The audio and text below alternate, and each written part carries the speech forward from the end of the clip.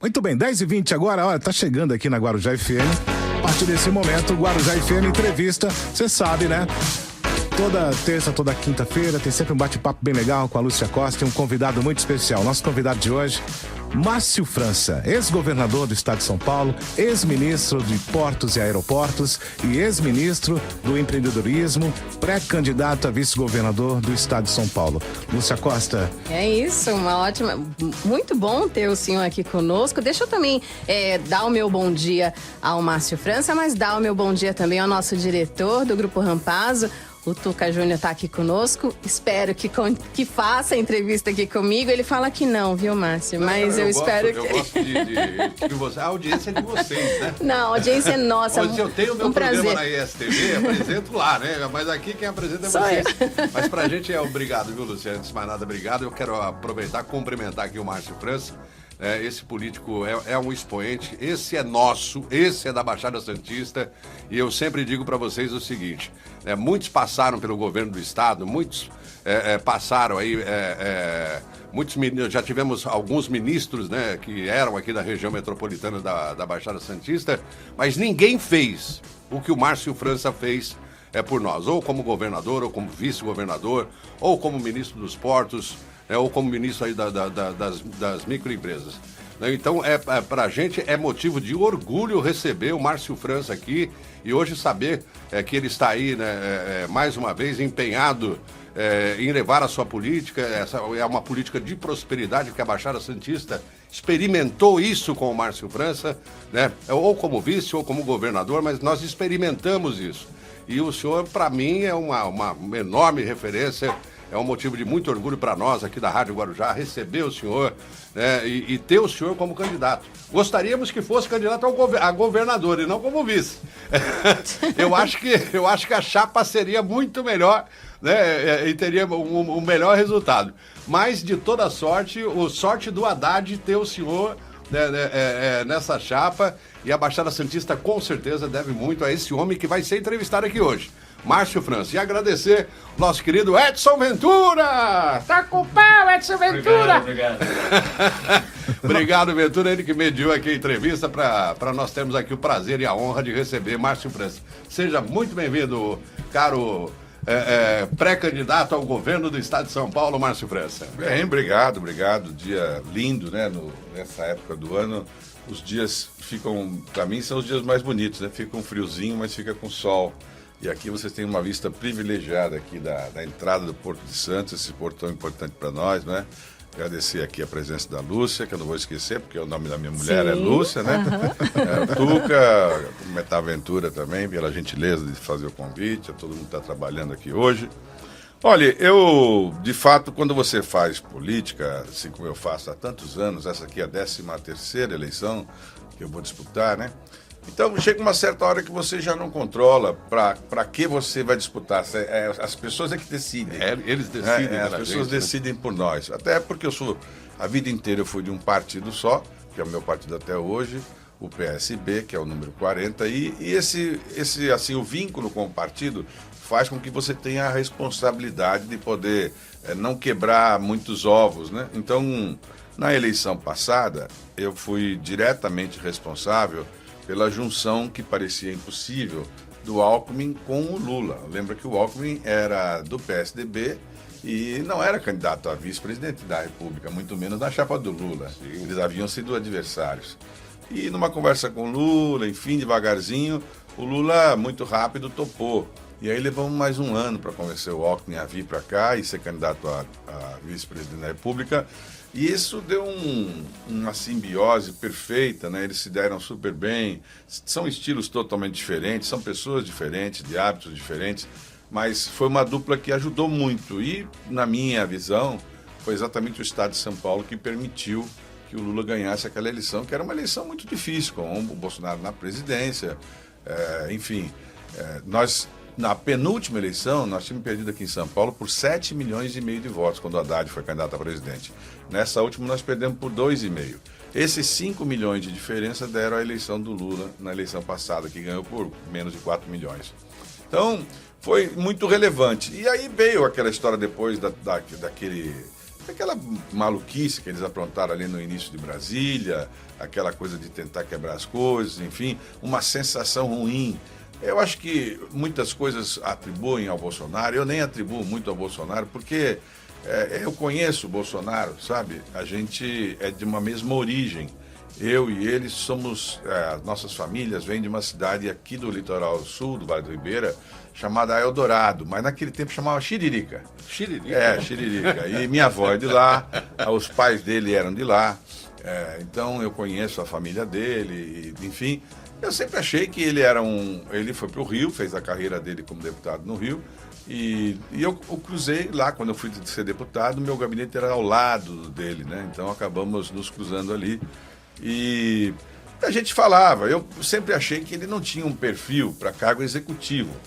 Porque o cargo executivo é aquele cargo que você é prefeito de todas as pessoas. Então, por exemplo, a Rosana Vale é adversária do prefeito aqui de Santos.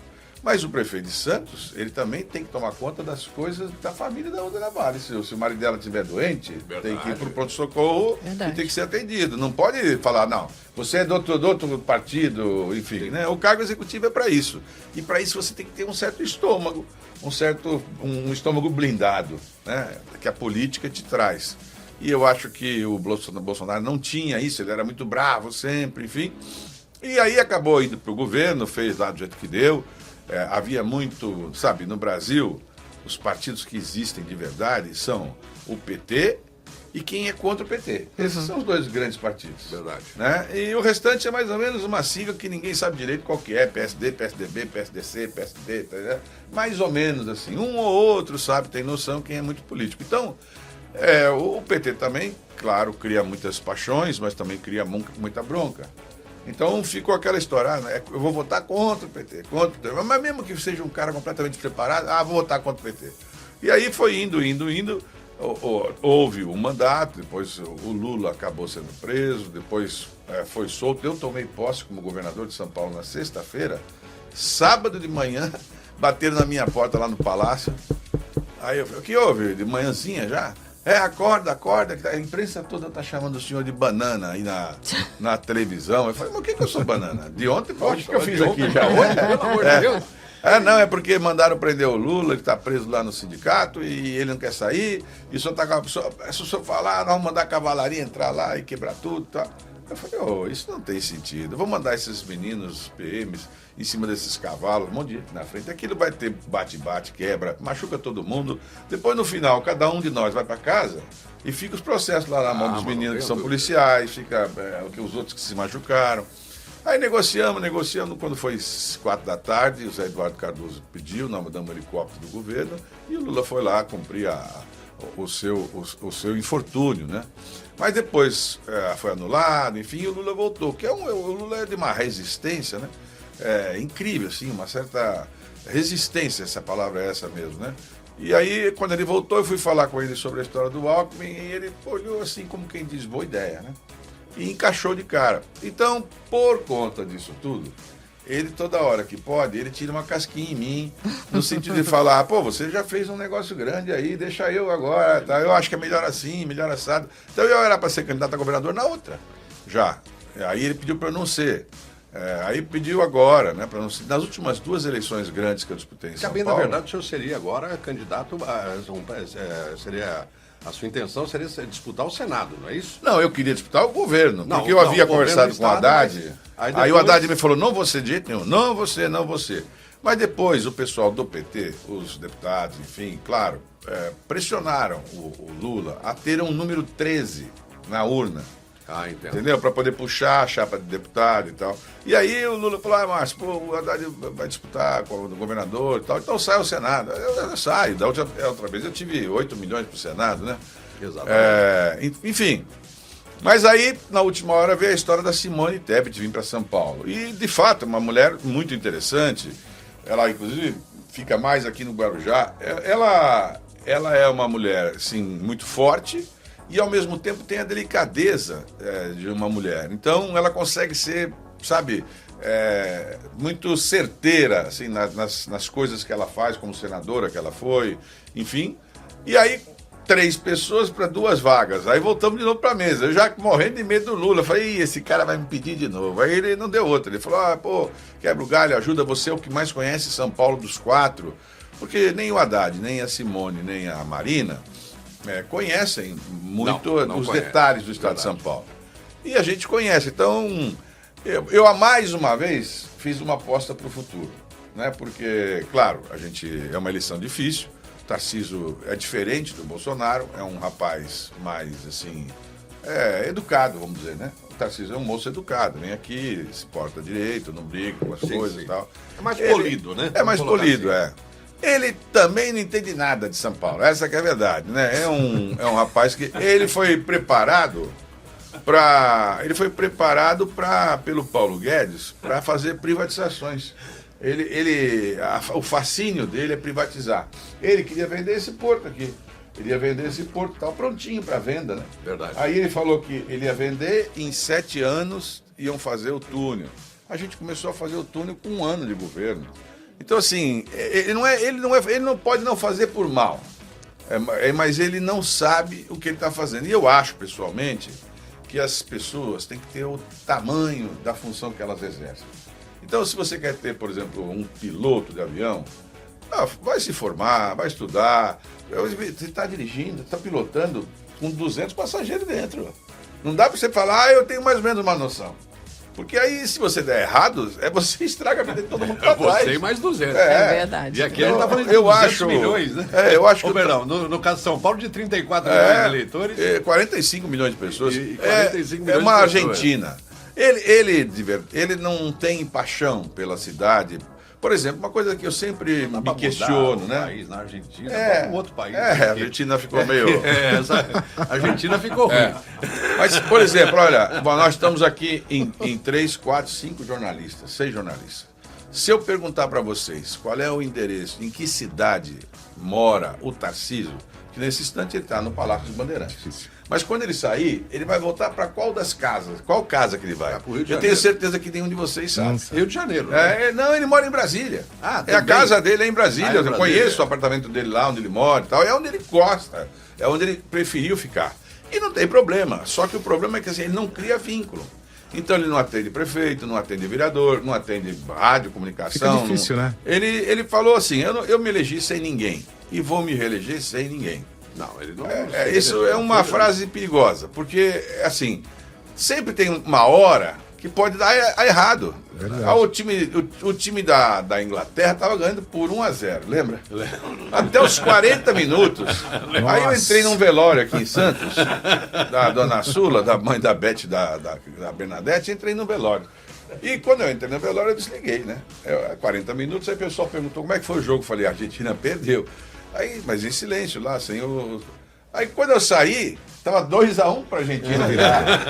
Então esse negócio você não pode achar que tá tudo certo, né?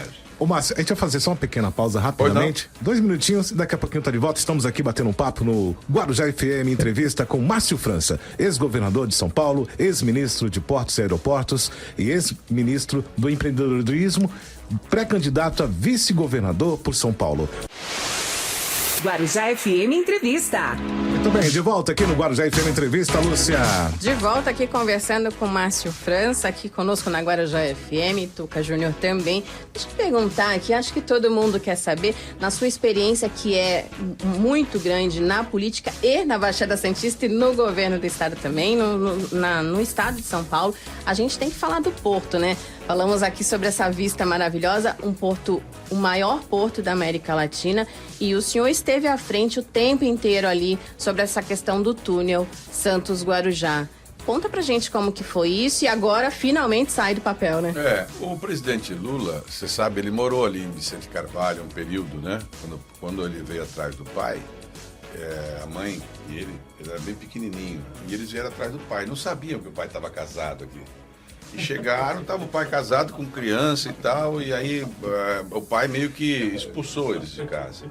E ele tem, no livro dele, ele conta, ele chora toda vez que ele fala, porque o pai bateu no irmão dele com uma borracha, essas que são de mangueira, sabe?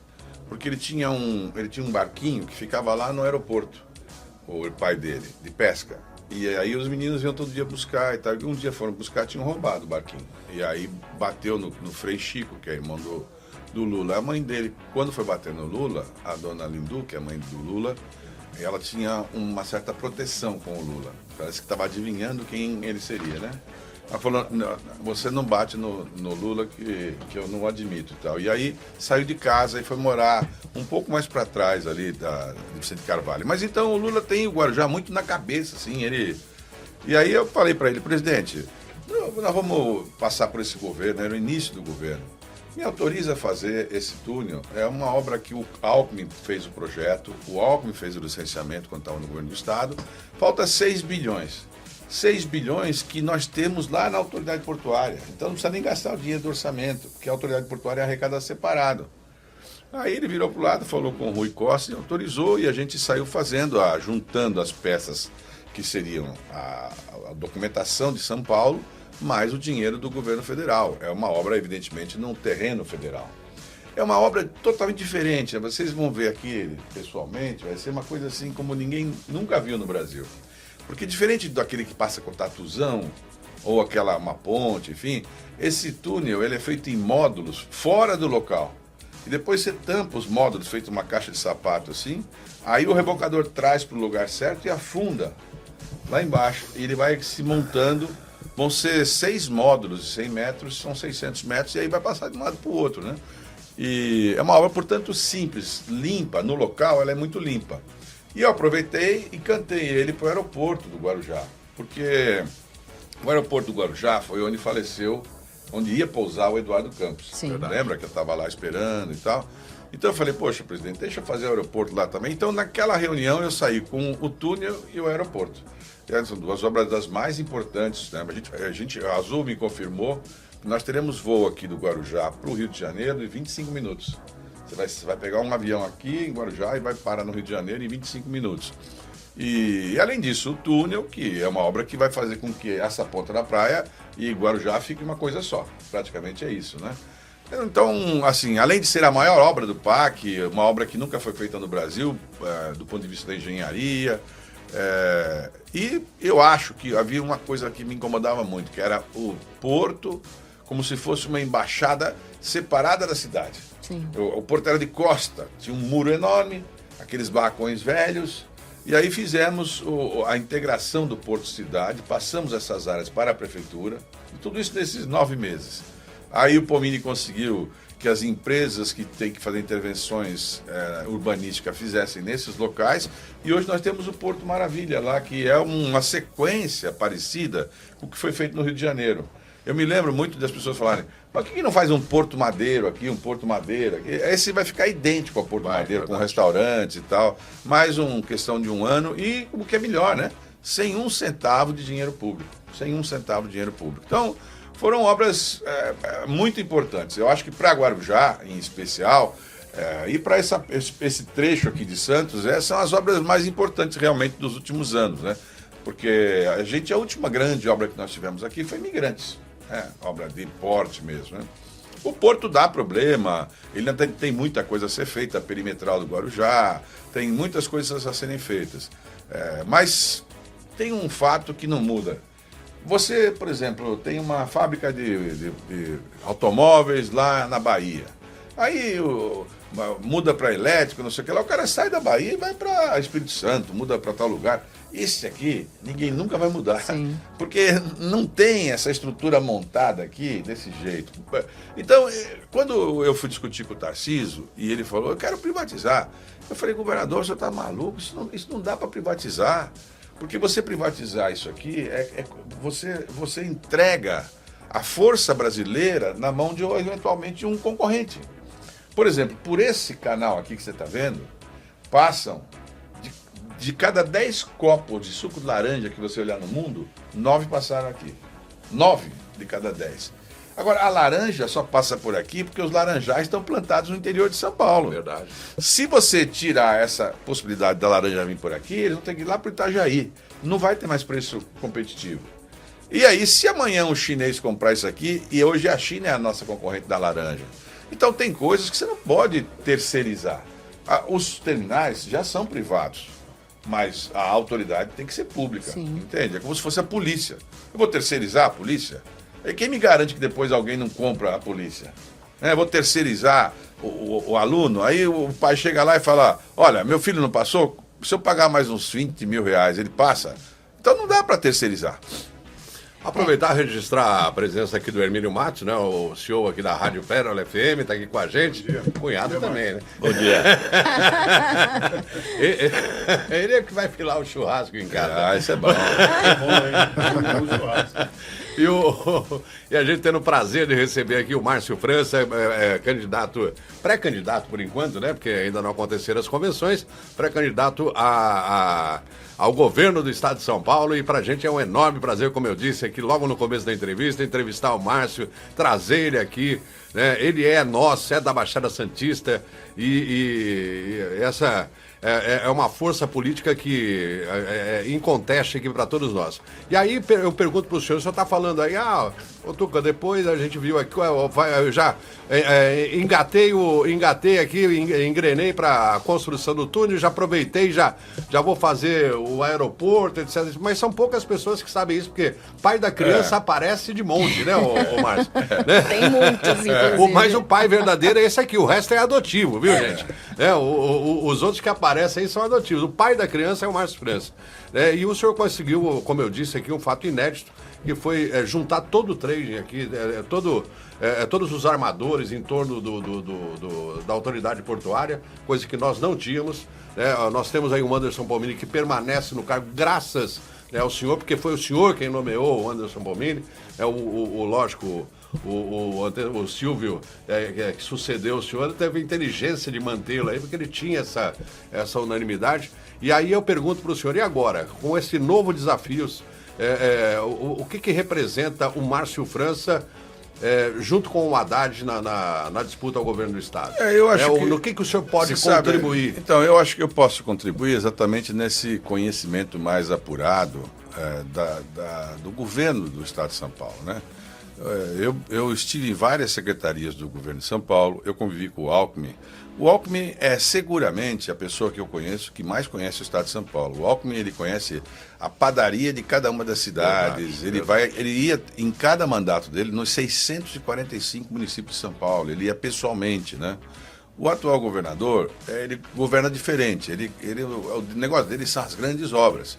Então ele não é de se deslocar para pequena obra. Se você apresentar o prefeito de Bertioga para ele, ele não conhece, não sabe quem é. Então, eu duvido que ele conheça, talvez o do Guarujá, talvez o Farid, mas não sei. Eu tenho a impressão que ele não tem essa pegada, não é a praia dele, né? Ele gostaria mesmo de trabalhar na engenharia, que é o que ele gosta, enfim, ele fica fazendo uns números na lousa, de matemática e tal.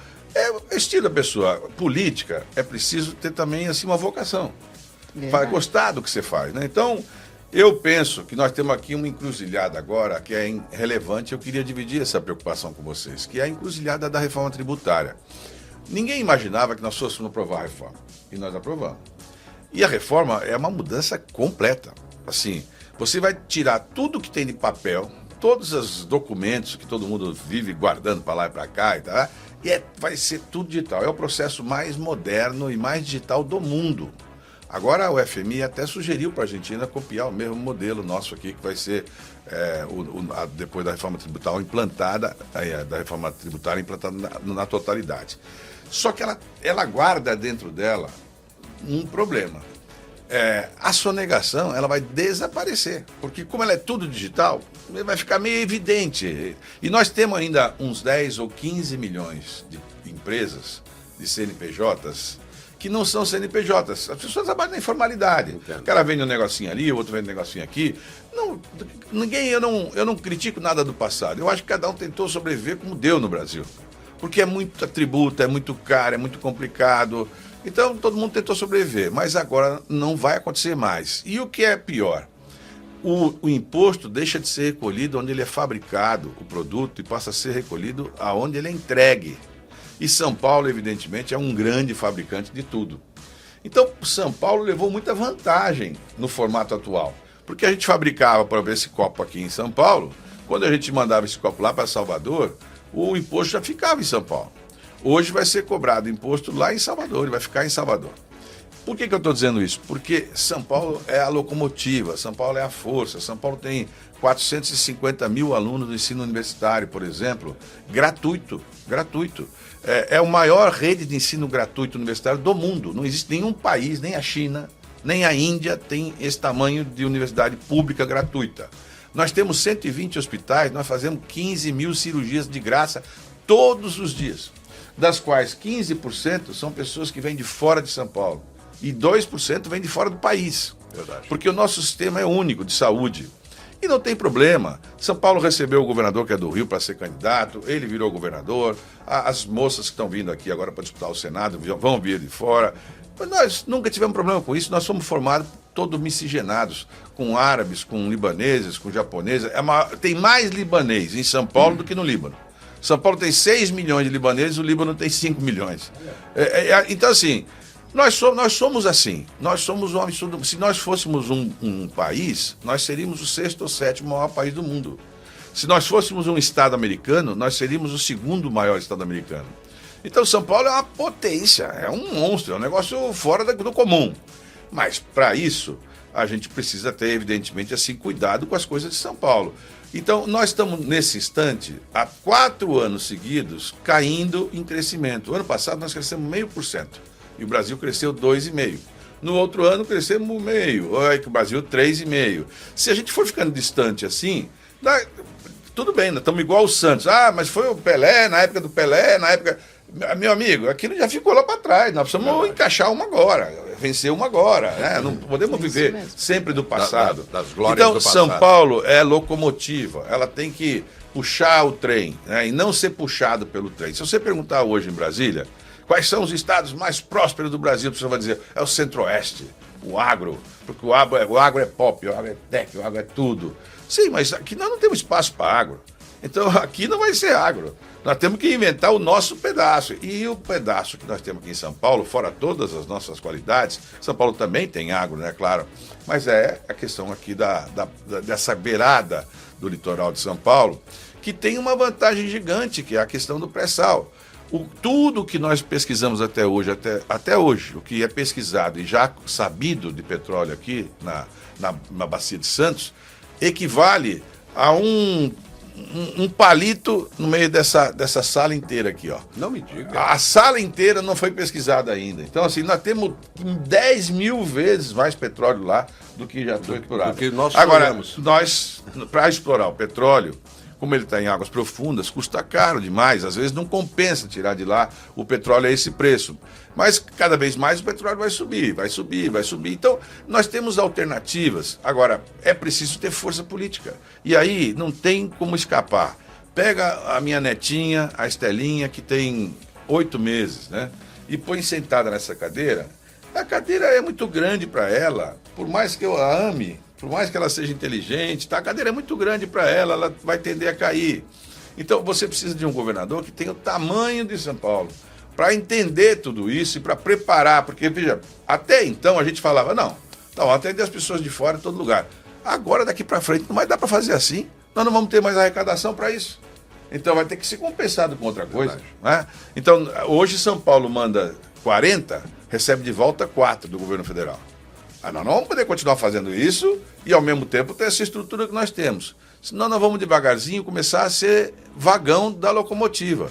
E isso é muito ruim. Né? Então, assim, eu acho que São Paulo precisa de um choque de algumas coisas, por exemplo, de tecnologia, de modernidade, de inteligência artificial, de medicina à distância, que facilita e barateia muito. Nós não podemos ter... Hoje a nossa educação está em 7º, 8º lugar do Brasil. Como é que você explica que São Paulo, com a arrecadação que tem, pode ter uma educação em 7º, 8º lugar, com os professores sendo os 2º mais mal pagos do Brasil aqui em São Paulo? Como é que você pode explicar que o policial militar de São Paulo tem a 2ª menor remuneração de todo o Brasil? O policial civil é a última. Alguma coisa está errada. Assim, nós invertemos essa lógica, porque o governador botou na cabeça que tem que diminuir, enxugar, para depois, na verdade, vender, desfazer. Ele chegou a pensar em colocar escolas particulares no lugar das públicas. Veja, tem que ter as particulares, mas as públicas são importantes. Eu estudei em escola pública, Sim, acho com que aqui certeza. boa parte de nós estudou em escola pública. E ao invés de você dar a solução para o problema, você quer acabar com ele acabando vendendo a coisa. Né? Por exemplo, a Sabesp foi vendida por 12 bilhões. A Sabesp deixa de lucro líquido por ano 3, 4 bilhões. É inacreditável. Quer dizer, em 3 anos os caras vão pagar a Sabesp. Em 3 anos. E só teve um concorrente para a Sabesp. Só um concorrente. Ninguém mais se interessou pela Sabesp. Né? Agora, por exemplo, as concessionárias das ecovias da vida aí. Durante a pandemia, certamente vocês sofreram. Todo mundo que é do comércio sofreu. Quem cantava, quem faz show, como o Edson, quem tem um restaurante, um buffet, imagina um buffet. Todo mundo lambeu suas feridas lá, teve que se virar. Verdade. Sabe o que aconteceu com as concessionárias das rodovias? O governador autorizou agora, eles foram indenizados em 3 bilhões de reais, porque passou menos carro durante a pandemia, então eles tiveram que receber um dinheiro do governo do estado para compensar o pouco carro que passou. Pô, mas ele vai compensar todo mundo? Ele vai compensar também o Sim, Messias do Caranguejo aqui embaixo? Ele vai compensar? Quer dizer, ele vai compensar só os que... É só no meu? Como diz, é só no nosso, da Atena. É só no nosso, da Atena. Ajuda aí, pô. Ajuda aí, Edson Ventura. Essa é a amostra, viu, Edson Ventura? Inclusive essa questão da Sabesp também é muito importante a gente falar, até como o senhor, como ex-governador de São Paulo, deve saber, uma das maiores preocupações que os moradores têm é ficar sem água. Hoje mesmo recebemos 2 mensagens aqui de 2 moradoras, uma aqui em Santos, no Morro de Santos, e outra no Guarujá, que estão sem água há 4 dias. Quer dizer, é um absurdo E é isso. fácil explicar o que aconteceu. Veja bem, claro que tem problemas, tem a questão do meio ambiente e tal, mas vamos supor, se você fosse dono de um carrinho de cachorro-quente e tivesse aqui no Embaré vendendo cachorro-quente, 8 da noite você se preparou para vender 500 cachorro-quente.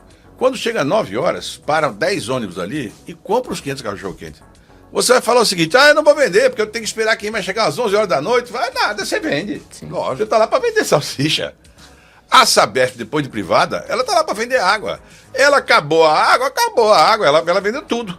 Essa que é a verdade. Agora, eles pegaram e mandaram embora uma montanha de gente super experiente, que eram os funcionários antigos, porque tinham salários maiores e tal. Eles mandaram embora uma montanha de gente, trouxeram rapazes mais novos. Então, ontem mesmo estourou uma adutora em São Paulo, enorme, parecia um chafariz, assim, gigante para cima. Tem muita gente recebendo água em menor quantidade. Ontem eu fui a um restaurante aqui e nos banheiros não tinha água, só tinha na parte de fora. Depois eu vi em outros lugares água chegando com cor de barro. Tudo isso é falha que vai acontecendo porque as pessoas não são mais novas e mais mal treinadas. E é culpa de quem? É culpa do Tarcísio, não tem como escapar. Porque o sujeito, quando vai privatizar, ele deve tomar cuidados para que essa transição dos novos para os velhos demore um pouco, para eles passando a experiência, entende? É como agora inventar esse negócio do free flow, esse pedágio novo. Veja bem, é claro que é moderno, passar por baixo, mas eu tenho que entrar num computador para poder ir lá descobrir se tem pedágio meu, senão eu sou multado. Não tem um jeito mais fácil de fazer isso não tem uma coisa mais inteligente, além de ser caro, eu ainda tenho que ir lá no trabalho de ficar entrando no computador para ver se...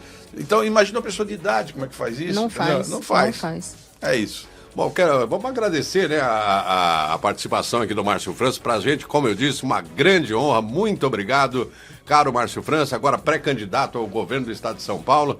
A gente fica muito feliz. Agradecer o Hermínio Matos, agradecer a Lúcia Costa, o Edson Ventura, né, e todos que aqui estão acompanhando, né, o nosso querido Márcio França. Saiba que a Baixada Santista ama você, viu, Márcio? Muito obrigado. Obrigado a todos vocês. É um prazer estar aqui. Você sabe, tem rádios, eu me lembro que a pessoa, vai acabar a rádio, porque a rádio, com o negócio de streaming e tal, mas as pessoas têm um vínculo com o rádio que é uma coisa impressionante. A pessoa quer ouvir o rádio, quer ouvir a voz de vocês, você vê assim a força que tem a Guarujá. que as pessoas sabem o número. Você fala Guarujá, 104.5, 104.5. Então, assim, isso é um trabalho de construção, isso é um mérito mesmo de quem, ao longo desses anos, construiu essa rádio. Parabéns a todos vocês. Márcio, certo, a gente obrigada que pela sua agradece. presença aqui. As portas estão sempre abertas. Tem Muito muito obrigado. assunto ainda. É verdade, é verdade, é verdade. Espero o senhor aqui quando tiver Pelo aí no menos na carro. hora da inauguração Quando do ele- túnel. entendeu? Ou no aeroporto, Ou no aeroporto. Acho que o aeroporto vai sair primeiro. Vai sair primeiro. Obrigado, Márcio França, ex-governador de São Paulo, ex-ministro de Portos e Aeroportos, ex-ministro do Empreendedorismo, pré-candidato a vice-governador de São Paulo. Em nome da família Rampazzo, do Grupo Rampazzo Comunicação, nosso muito obrigado, viu? Seja bem-vindo sempre. Guarujá FM Entrevista.